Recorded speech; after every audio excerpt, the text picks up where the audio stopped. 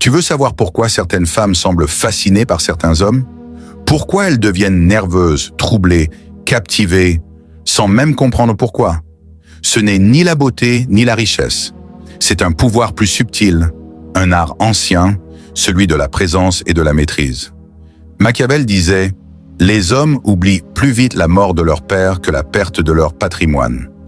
Aujourd'hui, les femmes oublient plus vite un homme qui les comble qu'un homme qui les défie. Le désir ne naît pas du confort. Il naît du déséquilibre émotionnel. Et c'est là que commence le pouvoir. Le premier secret, c'est de ne jamais chercher à être aimé. L'homme qui cherche à plaire s'agenouille sans s'en rendre compte. Il montre que l'opinion de la femme est son oxygène. Et aussitôt, il perd sa valeur. L'homme machiavélique ne cherche pas l'approbation. Il inspire le doute. Il laisse un vide derrière ses mots, une zone d'ombre que la femme veut combler. C'est dans ce vide qu'elle s'attache. Regarde autour de toi. Les hommes qui courent derrière les femmes sont fatigués, frustrés, éteints. Leur énergie crie « Aime-moi !» Mais celui qui se tient droit, calme, détaché, celui-là attire les regards sans effort. Parce qu'il ne quémande pas l'attention, il la provoque. Le silence devient son arme. La rareté devient sa signature. L'homme machiavélique comprend que chaque mot est une transaction. Et chaque émotion qu'il offre gratuitement, c'est une part de son pouvoir qu'il cède. Alors il apprend à doser. Il parle peu. Mais quand il parle, chaque mot semble calculé. Pas froid, non. Présent. Concentré. Chargé. C'est cette intensité silencieuse qui trouble les femmes. Elles sentent que derrière ton calme, il y a quelque chose d'imprévisible, un mystère qu'elles veulent percer, un abîme qu'elles veulent comprendre, mais plus elles cherchent, plus elles s'y perdent. Le deuxième secret, c'est la maîtrise émotionnelle. Les hommes faibles réagissent, les hommes puissants observent. Une femme te teste, elle provoque une dispute, elle se montre distante. Ne réagis pas, observe, analyse, garde le contrôle. Parce qu'à chaque fois que tu restes calme face à sa tempête, tu l'obliges à ressentir ce qu'elle voulait t'imposer. Tu deviens le miroir de sa propre agitation. Et à ce moment-là, c'est elle qui devient dépendante. Ce que Machiavel comprenait mieux que quiconque, c'est que le contrôle, c'est l'art de la lenteur. Les gens impatients se dévoilent, s'exposent, se trahissent. Mais celui qui avance lentement voit tout. Il sent le moment juste. Il laisse les autres s'épuiser à deviner ses intentions. Une femme ne veut pas un homme parfait. Elle veut un homme qui la fait douter. Le doute est plus fort que le confort. Quand elle doute, elle pense à toi.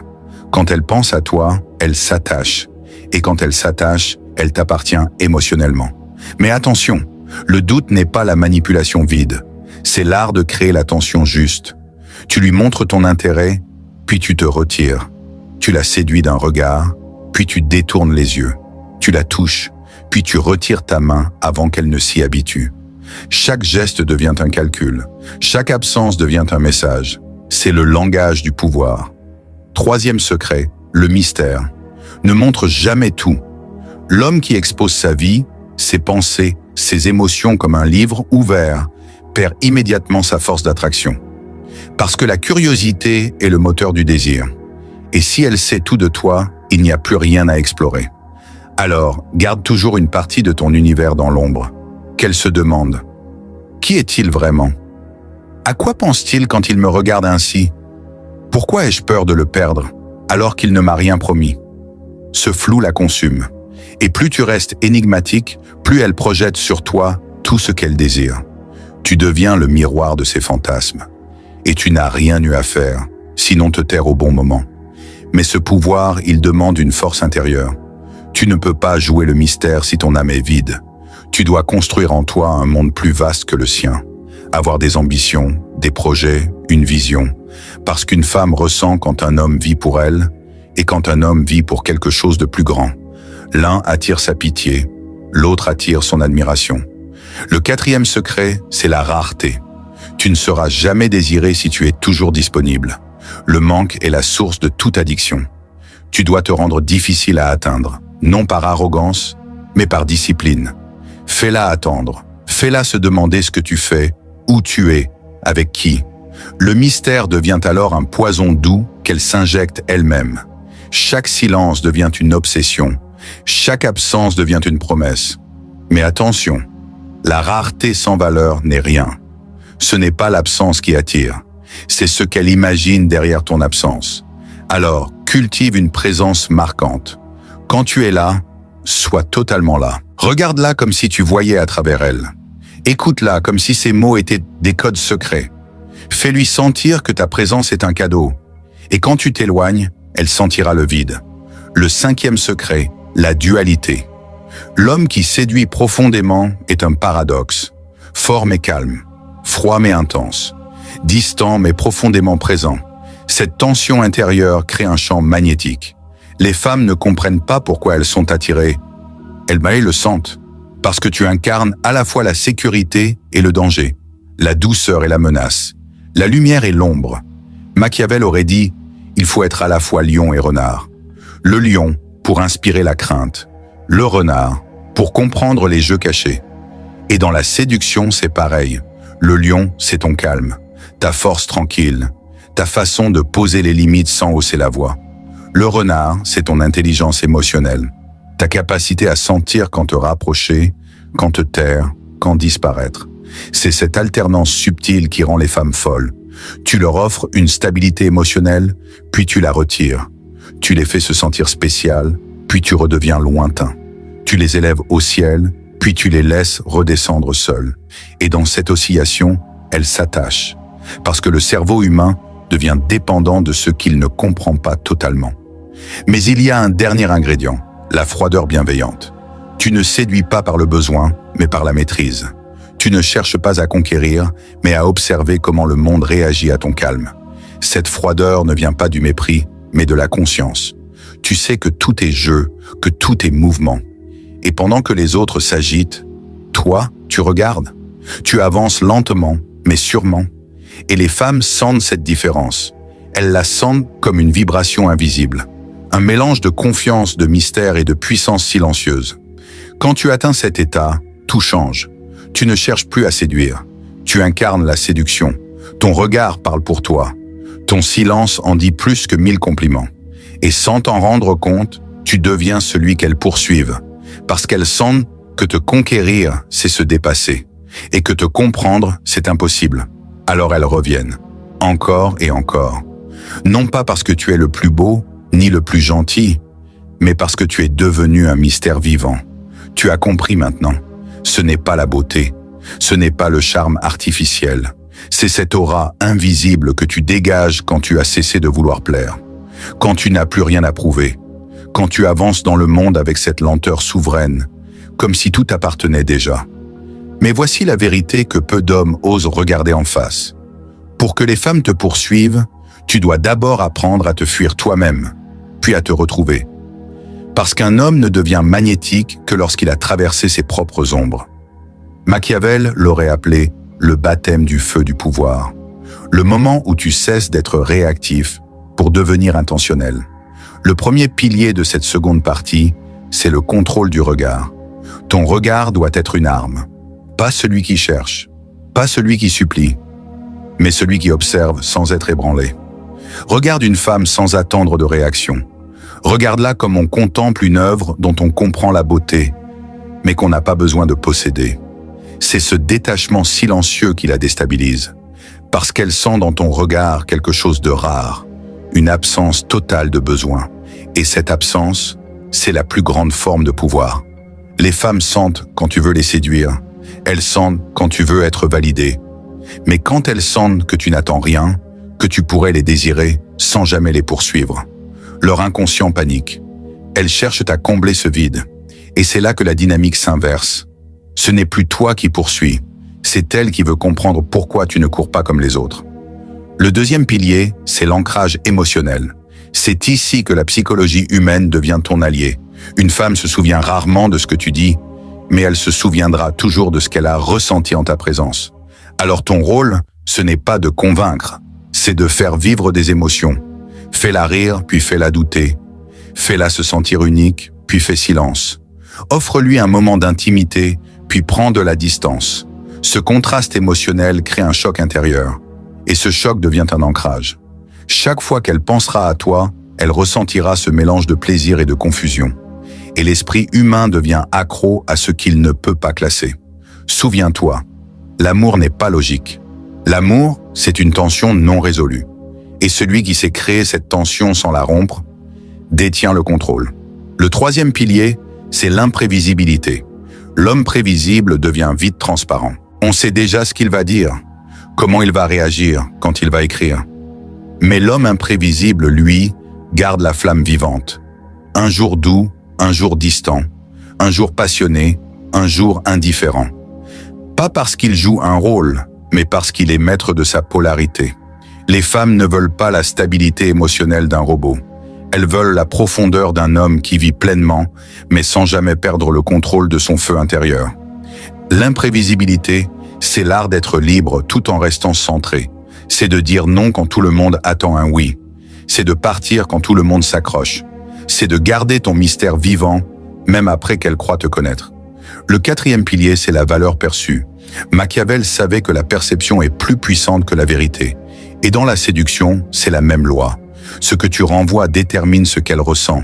Tu veux qu'elle te voie comme un homme rare? Alors vis comme un homme rare. Sois discipliné quand les autres se distraient. Sois calme quand les autres paniquent. Sois patient quand les autres brûlent d'impatience. Chaque fois que tu résistes à l'instant, tu gagnes du terrain sur son inconscient. Ta valeur, ce n'est pas ce que tu dis, c'est ce que tu incarnes quand tu te tais. C'est ce qui se dégage quand tu entres dans une pièce. C'est cette impression qu'elle a d'être face à quelqu'un de différent. Pas parce que tu es arrogant, mais parce que tu sembles plein là où les autres semblent vides. Et c'est ce vide qu'elle veut remplir. Elle se dit, qu'est-ce qui le rend si calme? Pourquoi rien ne semble l'atteindre? Pourquoi je veux qu'il me remarque? Et plus elle cherche ses réponses, plus elle se lie à toi. Pas par choix, mais par fascination. Le cinquième pilier, c'est la distance émotionnelle. C'est une arme redoutable, parce qu'elle transforme ton absence en obsession. Mais attention, cette distance doit être dosée. Elle ne vient pas du mépris, mais de la maîtrise. Tu t'éloignes non pas pour punir, mais pour lui permettre de ressentir ta valeur. Tu vois, chaque interaction avec toi doit laisser une empreinte, comme un parfum discret qu'elle ne peut oublier. Et quand tu disparais, ce parfum s'intensifie. Elle le cherche partout, mais ne le retrouve nulle part. C'est ça, la distance émotionnelle. Une absence qui fait plus de bruit qu'une présence. Le sixième pilier, c'est la cohérence énergétique. Tu veux qu'elle soit attirée? Alors aligne ton corps, ton ton de voix, ton regard, ton silence. Aucune femme ne croira tes mots si ton énergie ne les porte pas. Si tu dis « je n'ai besoin de rien » avec une tension dans la voix, elle sentira la peur derrière tes mots. Mais si tu le dis avec calme, lenteur et conviction, elle sentira la solidité. Et la solidité attire plus que le charme. Machiavel aurait dit « Les hommes jugent par ce qu'ils voient, car tous voient, mais peu ressentent. » Alors devient l'homme que l'on ressent. L'homme dont la présence impose naturellement le respect. Non pas par la force, mais par la gravité intérieure. Quand tu entres dans une pièce, ton énergie doit parler avant toi. Et cette énergie ne s'achète pas. Elle se construit dans le silence, dans la solitude, dans la discipline. Septième pilier, la contradiction. L'homme qui attire toutes les femmes n'est pas celui qui est parfait. C'est celui qui contient deux forces opposées. Il est tendre, mais intraitable. Il est attentif, mais détaché. Il est accessible, mais insaisissable. Cette contradiction crée le mystère.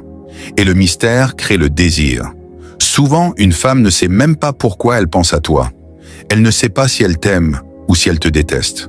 Mais elle ne peut pas t'oublier, parce que ton énergie est marquée par la tension entre deux pôles.